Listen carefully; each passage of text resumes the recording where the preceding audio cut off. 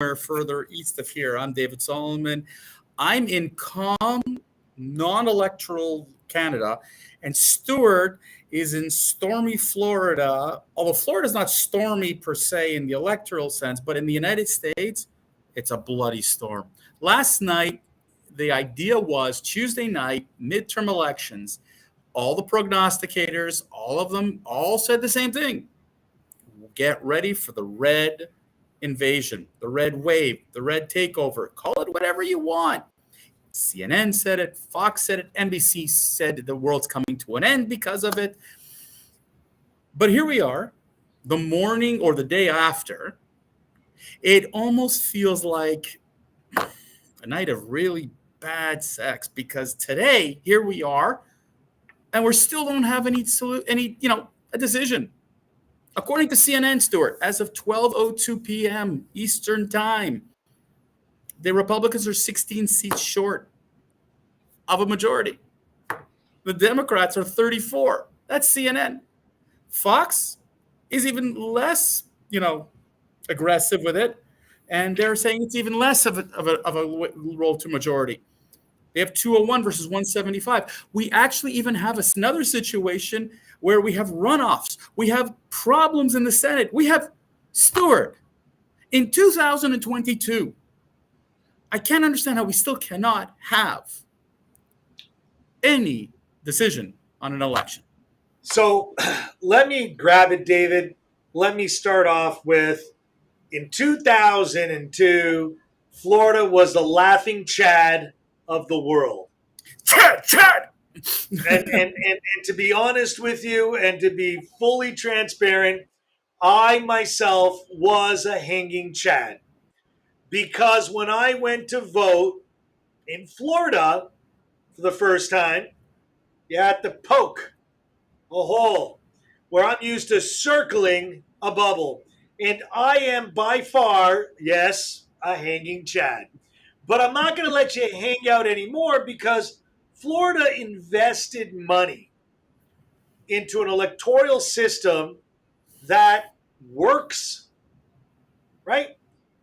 We know who won in Florida. It's the only state where woke come to die, as I quote the new reelected governor, DeSantis.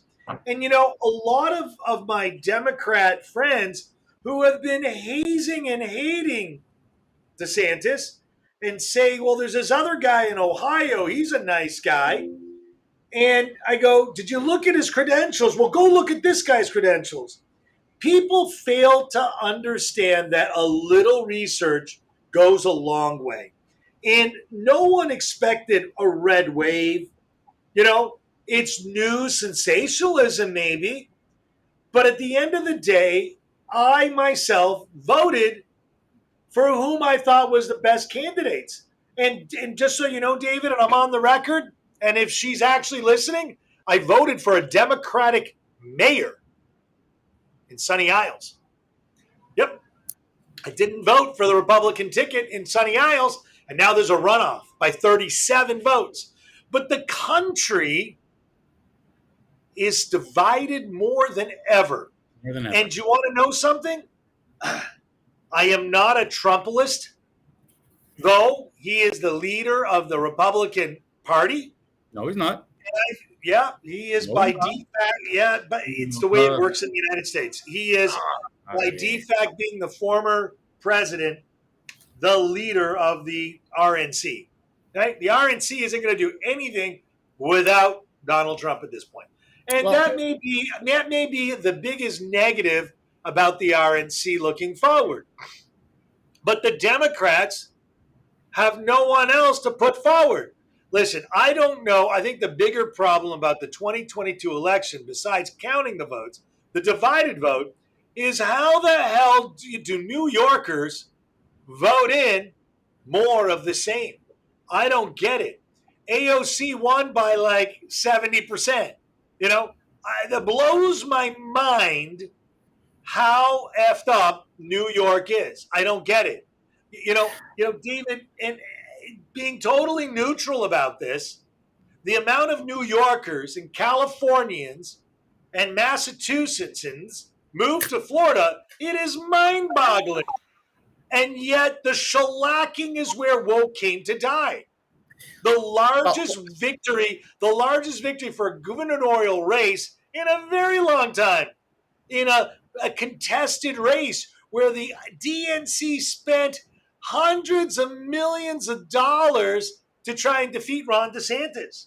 But like when you go and look at a candidate, he's a Harvard grad, Yale grad, naval, right? Served. The guy's resume is fabulous. And the only thing that a Democrat said to me, who's probably listening, is that he says it's because of God. And that's the only negative they can give us, is that the guy's a religious guy. And I wanted to remind all these Democrats out there that the Kennedys were Catholics. They were not pro-abortion either. They were pro-God, right? Now, some people wear more religion on the sleeve than others, and I'm not a big fan of that, David. But the divisiveness of the 2022 midterms has a lot to do with the Democratic Party trying to be a religion versus a political party. It's the same with schools trying to teach ideology versus reading and arithmetic. This is an systemic problem in the United States that we will get beyond, because the largest change of power occurs in the United States every 4 years, and the validation every 4 years in the midterms. Right? well, 2 years in. well, okay. But you threw a lot out there, and let me just try to I like, did. add a I little did. bit I here, did. because I I'm going showed to tell a you lot of why. shit. Listen, I got to tell you, I flipped between Fox and CNN last night. I avoided MSNBC because I don't like Well, to hear I'm the one chicken. who got you onto that. I told you about that. I Come on. I told you MSNBC, MSNBC, like talked about how the world is coming to an end as usual. When anything would do with Republicans, it's got to be the world is coming to an end. But Stuart, here's the thing, and why I believe that your country is completely a mess. Neither party listened. Neither party listened. Neither party listened, and that's all I could say. The Democrats did not listen to the voters, and the Democrats did not listen to what was really important. Case in point, Florida. Republicans did not listen because they had to get rid of Donald Trump. I think was the liability that was unnecessary, because his candidates that he endorsed didn't fare well. And then on Monday night, when Donald Trump says to everybody, next week in Mar-a-Lago, I'm making a crazy announcement, what are you doing? You further divided this country again. And I think that both parties right now will have to look at each other and scratch their heads and going, what are we going to do in 2 years from now? Because when you look at the Senate, it is so down the middle. And if you look at the House, it's so down the middle. And if you look at governors, you have your Ron DeSantis of this world, and you have your other candidates who've won by a kill. But at the same time, you have problems. You have people like you. Why is today the squad going from 4 to 6 to what's being said is 10 members of this radical left-wing group? What is going on? At the same time, why did Miami-Dade, that has gone against the Republicans, suddenly went red? I can tell you why. Because all the New Yorkers in Massachusetts and all the Californians that came here because it was the only state that made sense, love it. Well, that's the thing. But yet you hear the hate. The Miami Herald hated DeSantis. You hear these things. My point is to you, Stuart, is that what you've got in the United States today is a country that just can't figure out its own identity, that doesn't know what it wants and what it needs. Abortion was the most important topic. Clearly it was not, because it didn't get passed in many referenda. Okay, you have a lot of other things that, like you look at different races, what the heck happened? Why are they so narrow? And I'll give you another thing. And I know the Republicans made a bunch of boo-boos. I got to tell you, bunch of boo-boos. I agree. I want to point out 2 Democratic boo-boos. They're called Beto O'Rourke and Stacey Abrams. You invested heavily to completely embarrass Governor Abbott in Texas because of immigration.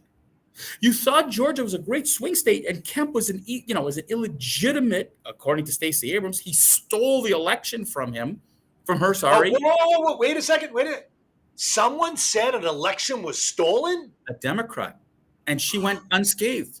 And my point is that you saw at the beginning of the night that both Democratic candidates had a big lead because of the mail-ins and the early vote. But when all the votes were legally and properly counted, all of a sudden, look what happens. But that happens, David. But that happens every time. Look, but hold on, Stuart. My point is, but Stuart, my point is, here were two candidates who did not run on policy. They ran on insulting, embarrassing, demeaning their opponent. Neither O'Rourke, or Stacey Abrams had a policy that made any sense. How about Crist? How about Charlie Crist? He lost as a Republican, Democrat, and as independent. That guy's a 3-time loser. Charlie Crist, and again, it just shows you that there is Ron DeSantis showed true leadership. One of the comments that I'd heard, and yes, it was on Fox, but it was not a Republican or a conservative person who said it. Ron DeSantis showed real leadership during his first term. And while people said the only way to handle COVID was shut down the state and to shut down schools and masks and whatever, he said no. And all of a sudden, his theories, all of his comments were proven correct. But yet, we all have to yell. We all have to be, no, he could not be right. So let's go find something else to crap on him. Let's crap on his handling of the hurricane. Oh, come on. Look at what happened in Georgia already, the Jim Crow, the defiancy. The Democrats need to wake up. And this is the comment that I heard both on CNN and Fox. You're completely misunderstanding your own electorate. And the same thing with the Republicans. If you look at where the states where they should have won, they misunderstood their own voters. And quite frankly, I don't think that 2024, we're going to see any better clarity unless something changes. The radicalism, this is the other comment I heard on both stations, and this was impressive. The further you pull the parties outwards, right or left, the more the voters want to go to the center. That's why your country is so freaking divided, Stuart. I can handle the divisiveness because, frankly, I just sort of laugh at those. Listen, the Democrat Party has become a religion. And I think that's the most important statement that I get out of all of this. I was at the polls. I have a poll worker that called the cops on someone who was talking to her aunt in a line that was wearing a shirt pro-candidate and was asked and removed from the property when 2 others for another candidate were allowed to hang out and do nothing. I walked into the polling station, had to stand up for someone who was trying to cast a vote. And because they were not in a Democratic type dress, Stuart, they were thrown out.